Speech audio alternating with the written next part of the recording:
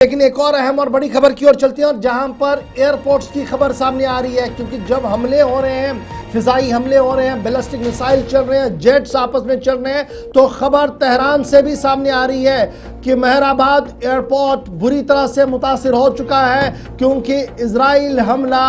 دوبارہ ہوا ہے اور تقریباً 2 سے 3 میسائلز وہاں پر ہٹ ہو چکے ہیں۔ اچھا، تصویروں کے ساتھ ساتھ آپ اس ایئرپورٹ کی دیکھ رہے ہیں جو ایرانی میڈیا کی طرف سے کلیم کی گئی اور تصویریں بھی دکھائی گئی۔ دراصل تہران کی طرف سے جب جوابی کاروائیاں رات کو کی جا رہی تھی، 400 پلس میزائلز داغی گئی جس میں بیلسٹک میزائلز تھی، لیکن اس وقت اسرائیلی فضائیہ کی جانب سے دوبارہ ایران کے اندر داخل ہو کر حملوں کی کوششیں کی جا رہی تھی اور بہت سارے ہٹ ایریاز کو بھی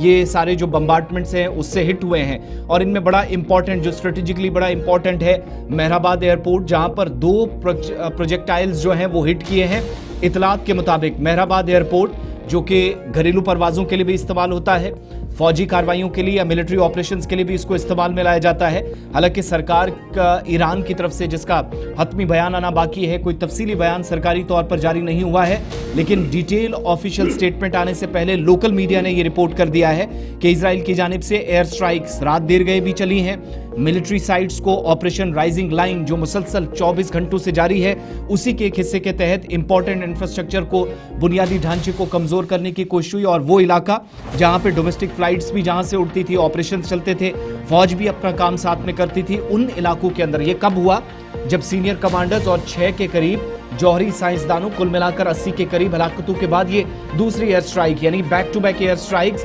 اسرائیل کی جانب سے بھی ایران کے اندر کی گئی ہیں۔ تہران سے لوکل میڈیا نے اس کی تصدیق کی ہے، اور پھر جواب میں ایران کی طرف سے 400 پلس بیلسٹک میزائلز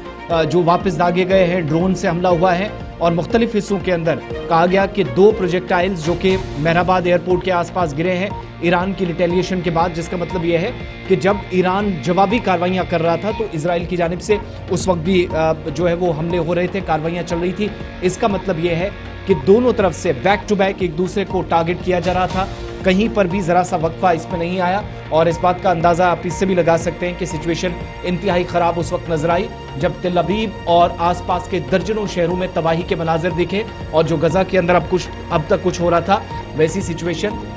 تہران سے ہونے والے ریٹیلیشن کے بعد ہم نے اسرائیل کے اندر دیکھی، جس کے بعد اسٹیٹ آف ایمرجنسی ہم نے دیکھا کہ ڈکلیئر کرنا پڑا۔